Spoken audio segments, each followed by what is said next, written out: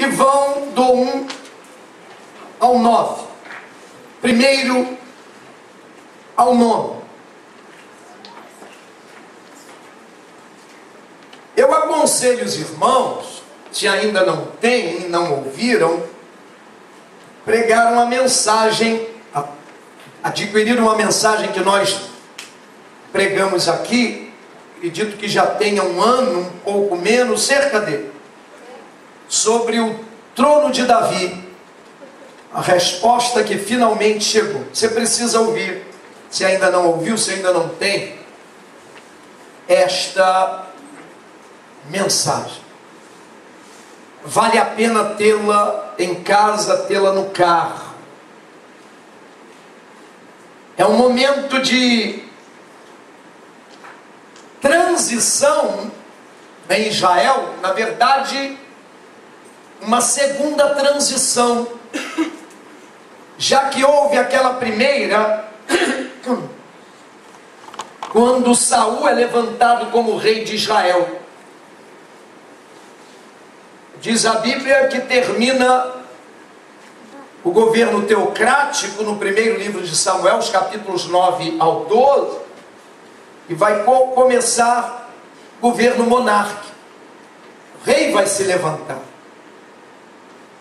Ainda que o que Deus havia... É um outro assunto, mas fica a ideia para você dar uma folheada, uma olhada. Ainda que Deus, quando atendeu os clamores de Israel, para que Israel tivesse um líder humano, Deus disse a Israel que levantaria em Israel um capitão e não um rei. A ideia de rei é a ideia de Israel. O termo que Deus usa é capitão ou comandante. Fica a ideia para você levar para casa e meditar. Israel se impõe sobre Samuel e pede um rei. E aí Deus vai aquecer, vai dizer: deixa que fique assim. Seja um rei. Não por Deus, pelo povo. Portanto, quando nós olhamos com mais carinho o texto, a história, nós vamos entender o seguinte: vontade absoluta de Deus, ao dar a Israel um líder humano, era de que Israel tivesse um comandante. São duas versões, comandante ou capitão.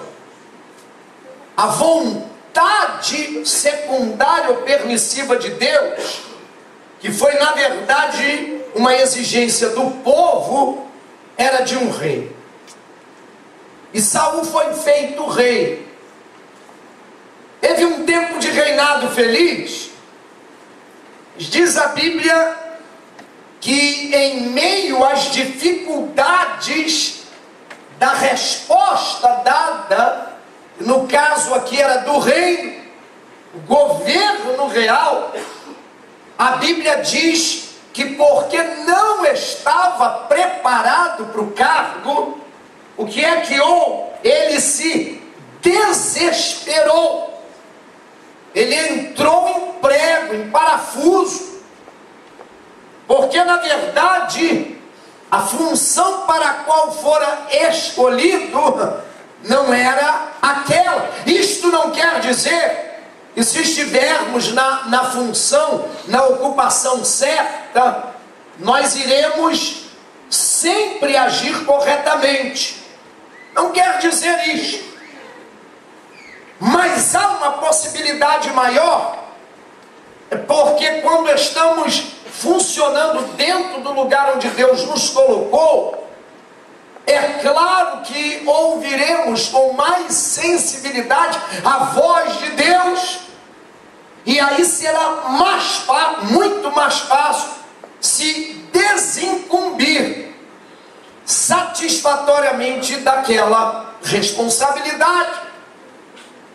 Verdade é, voltem comigo, peguem o capítulo 1.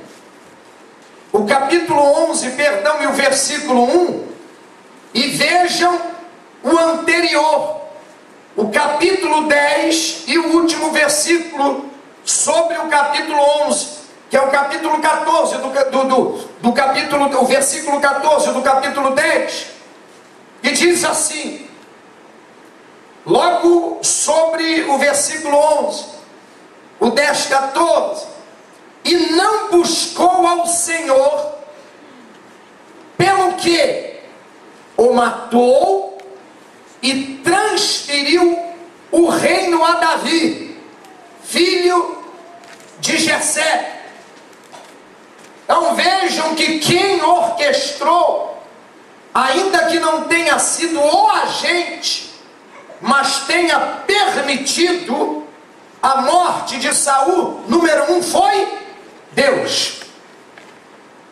Número 2, a Bíblia diz, irmãos, que quem transfere o reino para Davi, agora não é o povo, é o Senhor. E não buscou ao Senhor, pelo que? Sujeito oculto, ainda que não esteja no texto, o Senhor o matou, sujeito oculto, e o Senhor transferiu o reino a Davi, filho de Jessé.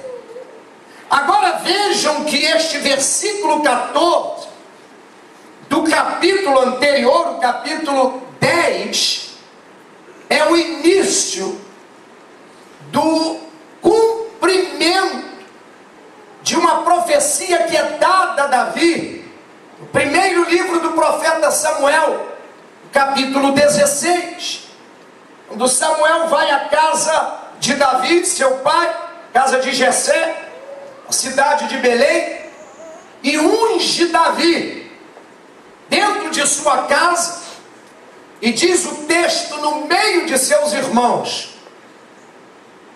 Foi uma unção que se tornou pública, conhecida. Não foi uma coisa feita às escuras no campo. Diz que foi no meio de seus irmãos. Deus estava revelando ali sua intenção, e na verdade estava distinguindo Davi dos outros filhos de Jessé, os outros 7, seus irmãos. É aqui, irmãos, no 10, 14, que aquilo que Jessé fez em 1 Samuel 16 começa a se cumprir. E quanto tempo isto levou? Eu dou uma cronologia bem exata nesta mensagem de o trono de Davi, a promessa que finalmente chegou. É interessante você olhar, porque quando Davi é ungido, ele volta de imediato a cuidar das ovelhas. Ele não vai para o trono de Israel, mesmo porque, escutem o que eu vou dizer, acompanhem isto.